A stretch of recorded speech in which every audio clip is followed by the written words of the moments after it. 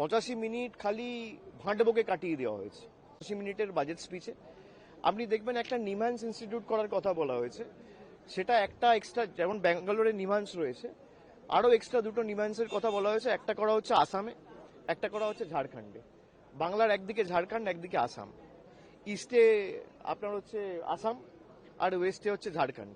মানে বাংলার মানুষের অসুবিধা হলে হয় ঝাড়খণ্ড যাও, নইলে আসাম যাও, বাংলায় করবো না। বাংলার মানুষকে অত্যাচারিত করে রাখা, বাংলার 10 কোটি মানুষকে যদি কেউ বাংলাদেশি বলে বা বাংলাদেশি মনে করে, সেটা এই দেশের প্রধানমন্ত্রী, এই দেশের স্বরাষ্ট্রমন্ত্রী, এই দেশের অর্থমন্ত্রী মনে করে। তারা বাংলার জন্য কোনো রকম কোনো বরাদ্দ বা কোনো রকম কোনো প্রতিকার বা আর্থিক প্যাকেজ বা সমাধান কিছুই আনেনি এই বাজেটে।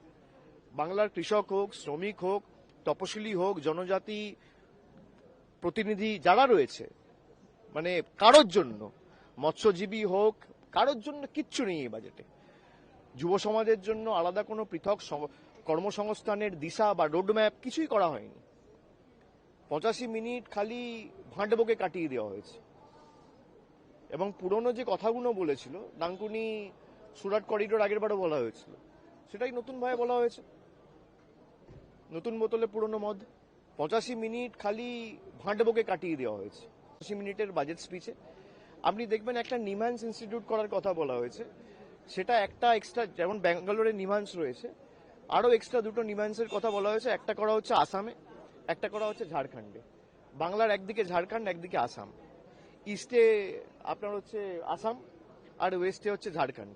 মানে বাংলার মানুষের অসুবিধা হলে হয় ঝাড়খণ্ড যাও, নইলে আসাম যাও, বাংলায় করবো না।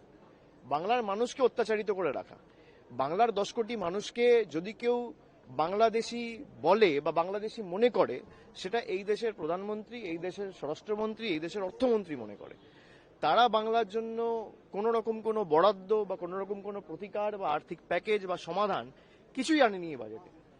বাংলার কৃষক হোক, শ্রমিক হোক, তপশিলি হোক, জনজাতি প্রতিনিধি যারা রয়েছে, মানে কারোর জন্য, মৎস্যজীবী হোক, কারোর জন্য কিচ্ছু নেই এই বাজেটে।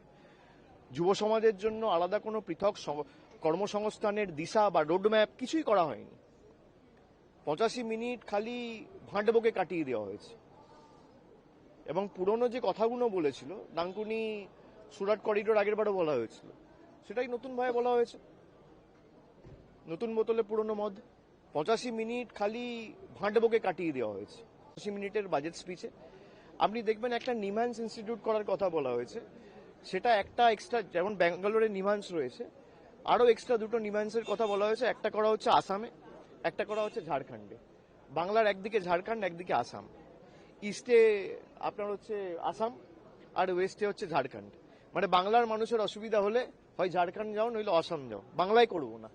বাংলার মানুষকে অত্যাচারিত করে রাখা, বাংলার 10 কোটি মানুষকে যদি কেউ বাংলাদেশি বলে বা বাংলাদেশি মনে করে, সেটা এই দেশের প্রধানমন্ত্রী, এই দেশের স্বরাষ্ট্রমন্ত্রী, এই দেশের অর্থমন্ত্রী মনে করে।